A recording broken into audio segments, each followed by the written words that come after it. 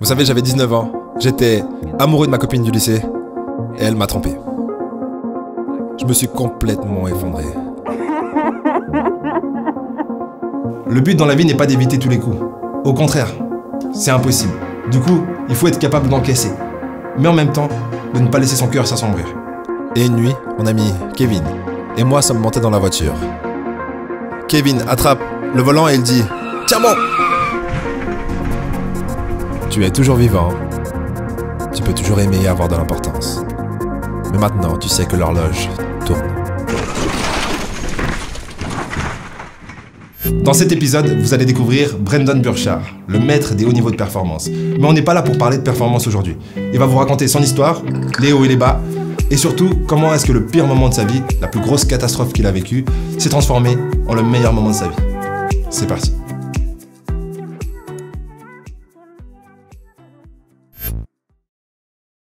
J'étais un gosse de 19 ans.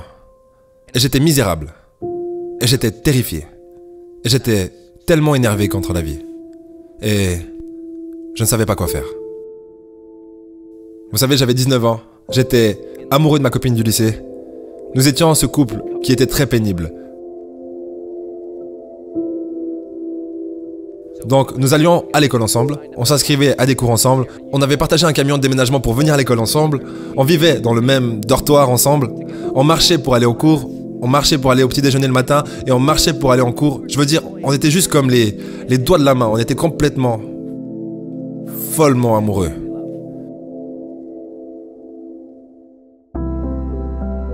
Et puis à la moitié de la première année, à l'université, elle a découvert la bière. Et d'autres garçons. Dans la même soirée. Et elle m'a trompé.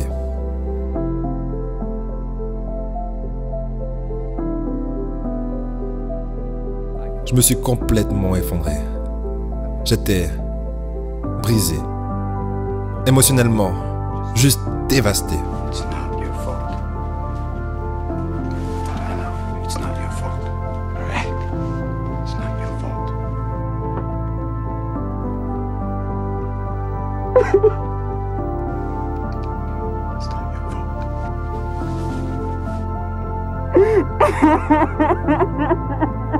Je veux dire, je ne pouvais même plus fonctionner dans la vie. Je veux dire, je ne sortais plus de mon lit. J'ai arrêté d'aller en cours. Je mangeais à peine. Certainement rien d'équilibré. J'ai arrêté d'étudier. J'ai juste arrêté de me préoccuper du monde. Qu'est-ce qu'une bonne relation amoureuse? Qu'est-ce que ça veut dire d'être amoureux? Déjà, fondamentalement, l'amour devrait donner plus de liberté. Donc si vous voulez savoir si vous êtes vraiment amoureux de la personne avec qui vous êtes, demandez-vous si votre amour lui offre plus de liberté, d'expression et autres. Si ce n'est pas le cas, peut-être que c'est un autre type d'amour que vous avez. Un amour plus possessif, un amour avec plus d'attachement, un amour avec plus de dépendance. Et il n'y a pas vraiment de problème avec ça, je suis pas là pour juger vos relations, d'ailleurs je suis pas du tout un expert dans le domaine, mais j'arrive à réaliser que ce genre de sentiments, la dépendance, l'attachement, le besoin de possession, c'est pas des sentiments qui vous font être une bonne personne dans le présent. Quand vous ressentez ce genre de sentiments, vous n'êtes pas la meilleure version de vous-même. Et du coup, quand vous n'êtes pas la meilleure version de vous-même, vous diminuez vos chances de trouver une personne qui est la meilleure version de soi-même et avec qui vous allez pouvoir vous assembler pour être une équipe plus forte à deux, plutôt que deux boiteux qui marchent à deux pour ne pas tomber. Vous allez pouvoir courir à deux, voilà quoi.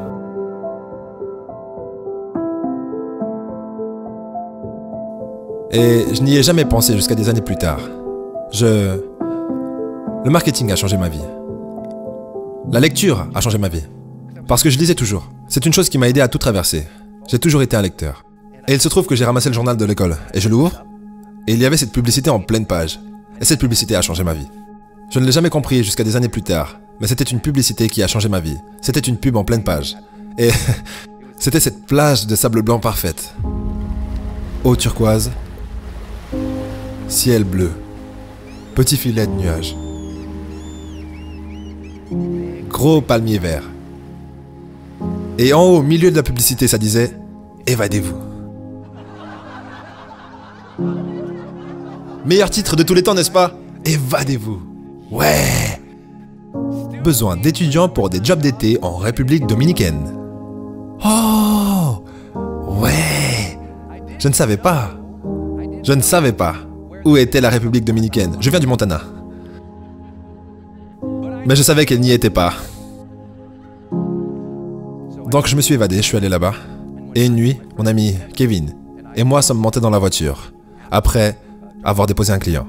Donc on descend cette route à 130 km/h, dans cette voiture. Et je me souviens toujours de toutes les émotions de ce qu'on vivait, parce que toutes les fenêtres étaient ouvertes.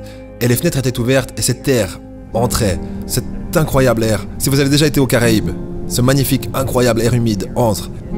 Et ensuite nous sommes arrivés à un virage. Qui ici aux États-Unis, ou un endroit plus développé, aurait eu un des signes. Attention, virage serré, un grand signe en forme de U, 30 km/h. Attention, virage serré, ralentissez. Mais nouvelle route, qui fait partie d'un pays sous-développé, on prend ce virage à 130 km/h, et ce virage est devenu le tournant qui a mis mes pieds sur cette scène pour vous aujourd'hui. On fait le tour de ce virage, Kevin attrape le volant et il dit « Tiens bon !» La voiture commence à glisser sur le côté. Et ce truc bizarre de ralenti se produit. Si vous avez déjà eu un accident auparavant, ce truc bizarre de ralenti s'empare de vous. Et je sentis la voiture glisser sur le côté. Kevin qui tient le volant pour essayer de prendre le virage. Et tout d'un coup, paf! Quand j'ai repris connaissance, j'ai regardé à côté. Et Kevin crie à plein poumon « Sors de la voiture, Brandon, sors de la voiture !» Et je regarde à côté et un gros morceau de sa tête est ouvert. Donc je me sors de la voiture, sans pare-brise. Et lui, il est là et il crie à côté. Et je me lève finalement sur le capot de la voiture en regardant en bas et il crie là à côté. Et je regarde en bas et je remarque tout ce sang sur moi. Et je me souviens juste de regarder en bas avec ce ralenti qui se produit juste en pensant « Est-ce que je compte ?» Et j'ai commencé à voir toutes ces images de ma vie. Quand je suis entouré des gens auxquels je tiens. Il y a un gâteau en face de moi. Là, c'est mes amis qui chantent. Ma mère qui les guide avec cette chanson rigolote. Il y a ma sœur, qui se balance et qui sourit, juste à côté de moi. Et vous voyez toutes ces scènes dans votre vie, quand vous êtes entouré de gens que vous aimez. Et ça vous fait vous demander, est-ce que j'ai aimé? Est-ce que j'ai aimé ouvertement, et honnêtement, et complètement? Ou est-ce que je me suis retenu parce qu'une fois j'ai été blessé? Le but dans la vie n'est pas d'éviter tous les coups. Au contraire, c'est impossible. Du coup, il faut être capable d'encaisser. Mais en même temps, de ne pas laisser son cœur s'assombrir. Parce qu'il faut réaliser que ce qui vous fait souffrir, c'est vos attentes, votre besoin de possession, votre dépendance, votre ego. Mais personne d'autre que vous-même a le pouvoir de vous faire souffrir. Et c'est important de réaliser ça. Et juste quand j'étais sur le point de m'évanouir, j'ai remarqué une lueur. Comme un sentiment, un reflet brillant dans le sang qui descendait le long du capot. Et ça m'a fait regarder en l'air. Et il y avait cette brillante, magnifique pleine lune cette nuit-là. Et j'ai juste immédiatement senti cette connexion. Comme si je savais que j'allais m'en sortir. Et j'ai eu l'impression que le gars en haut s'était penché vers moi et m'avait tendu le ticket d'or de la vie. C'était comme si il s'était penché et avait dit « Tiens gamin, tu es toujours vivant, tu peux toujours aimer et avoir de l'importance. Mais maintenant, tu sais que l'horloge tourne. » Motivation par la mortalité. J'ai eu ça à 19 ans. Les gens disent « Pourquoi as-tu autant de succès ?» Je dis « J'ai eu la motivation par la mortalité à 19 ans. » C'est une bénédiction. La plupart des gens n'ont pas ça avant 60 ans. J'ai eu beaucoup de chance pour ça. Mais je l'ai eu. Je l'ai eu. Je l'ai eu. Maintenant, ne vous inquiétez pas. Kevin et moi, nous avons tous les deux survécu. Vous voyez, je suis toujours là. Ça va? J'ai passé à travers tout ça. Kevin est passé à travers tout ça. On l'a fait. Des bosses, des bleus, beaucoup de sang, des os cassés. Nous avons survécu à ça. Mais la seule chose que j'ai emportée de cette histoire tout entière était ce moment. Et ces questions. Parce que je me suis souvenu d'elle. Et j'ai pensé alors que je guérissais, j'étais genre, mais c'était quoi ce délire? Pourquoi est-ce que je me suis senti si malheureux de ce moment? Parce que je pensais, vous savez, dans les derniers moments de la vie, il doit y avoir cette transcendance et je n'étais pas heureux. Et j'ai réalisé que c'était à cause de la façon dont j'ai vécu ma vie. Et je ne vivais pas en fonction de mes questions. Et je savais que j'avais des questions. Est-ce que j'ai vécu? Est-ce que j'ai aimé? Est-ce que j'ai eu de l'importance? Et à partir du moment où j'ai compris que c'était ces questions avec lesquelles j'allais m'évaluer, moi-même à la fin de ma vie, ça m'a donné le pouvoir de ce que mon ancien mentor, Wayne Dyer, enseignait, le pouvoir de l'intention. Cette respiration que vous venez de prendre, ressentez-la. Quelle bénédiction c'est que vous ayez cette vie. Quelle bénédiction c'est que vous ayez cette respiration. Quelle bénédiction, parce que ça veut dire que vous avez encore du temps. Ça veut dire que vous avez encore quelque chose à l'intérieur. Ça veut dire que vous êtes toujours là. Et maintenant, vous devez juste mériter cette bénédiction. Vous devez travailler pour elle. Vous devez contribuer pour elle. Vous devez donner pour elle. Vous devez diriger pour elle. Vous devez aimer pour elle. Parce que vous avez encore quelque chose. Pas juste en vous, vous êtes encore ici pour une raison. Et maintenant, vous devez juste mériter cette bénédiction. Pour tous les maniaques du contrôle, je pense qu'il est important de réaliser qu'on se bat contre l'effet papillon. L'effet papillon, c'est quoi? C'est un événement qui mène à un événement, qui mène à un événement interlié avec plein d'autres événements. Ce qui veut dire qu'on ne sait pas ce qui est bon pour nous. On ne peut pas savoir parce que une catastrophe peut tout à fait mener à un miracle qu'on n'aurait jamais connu sur cette catastrophe.